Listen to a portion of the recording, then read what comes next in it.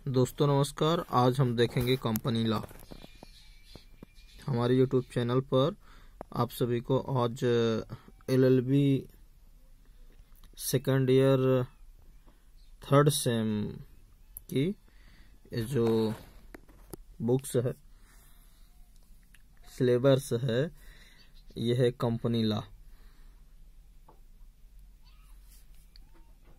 Company law में हम देखेंगे कि कंपनी की डिफिनेशन हो गई और इसकी विशेषता हो गई और साझेदारी फर्म, ये सब हम देखेंगे आज कंपनी लॉ में।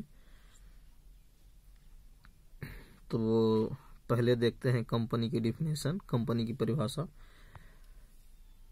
तो इसको समझने की बात है। कंपनी का मतलब है, ये जो कंपनी है, कंपनी विधि, कंपनी लॉ।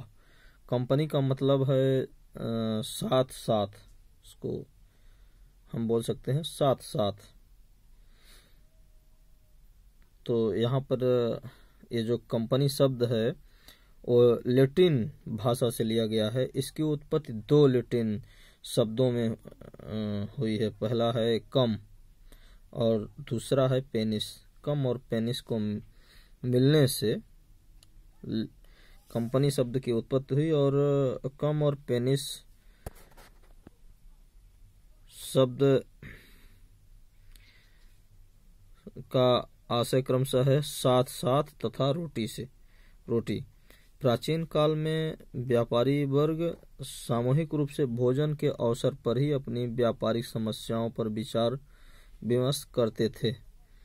अंग्रेजी में भी कंपनी शब्द का अर्थ साथ देना या साथ रहना समझा जाता है। इस प्रकार हम समझ सकते हैं कि कंपनी मतलब साथ साथ या साथ देना, साथ रहना, ये सब समझा जाता है। तो इसकी प्रमुख जो परिभाषाएं हैं, जो कुछ हमारे विद्वान प्रोफेसर या वैज्ञानिक जो विद्वान लोग हैं वो दिए हैं। जैसे हम देखते हैं यहाँ पर प्रोफेसर मार्शल जेम्स के अनुसार कंपनी की परिभाषा दी गई है। संयुक्त स्कंध कंपनी। संयुक्त स्कंध कंपनी विधान द्वारा गठित एक ऐसा कृत्रिम व्यक्ति है जिसका अविच्छिन्न अस्तित्व उसकी अस्थायी या सार मुद्रा से स्पष्ट है। और जो दूसरे हमारे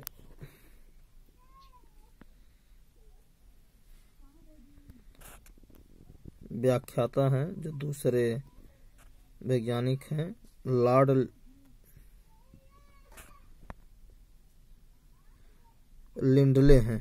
लिंडले, इन्होंने कंपनी की परिभाषा दी है।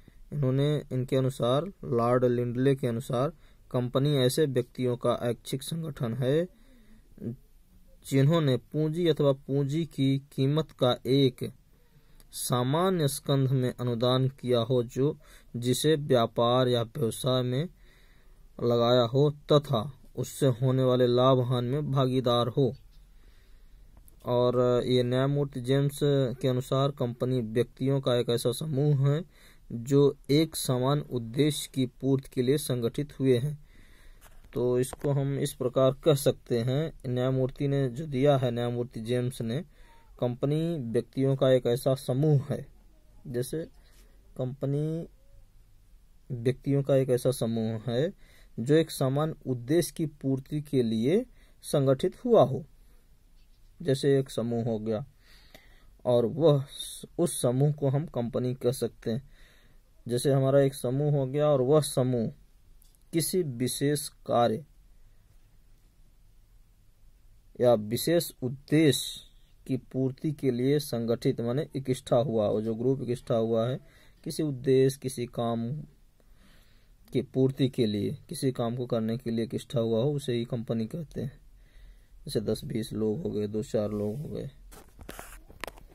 इस प्रकार अनेक लोगों का, व्याख्याताओं का, वैज्ञानिकों का, जो भी कह लें, इनका अलग अलग ये अपनी परिभाषाएं दी हैं कंपनी की।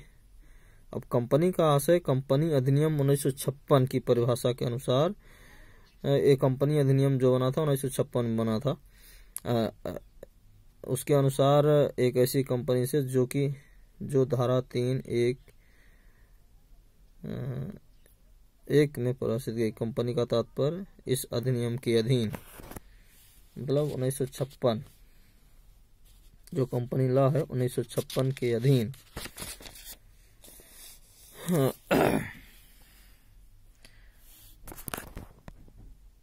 निर्माण था रजिस्ट्री की गई कंपनी से है या एक ऐसी विद्यमान कंपनी से है जिस निर्माण एवं रजिस्ट्री इस अधिनियम के पहले वाले कंपनी अधिनियमों में से किसी के भी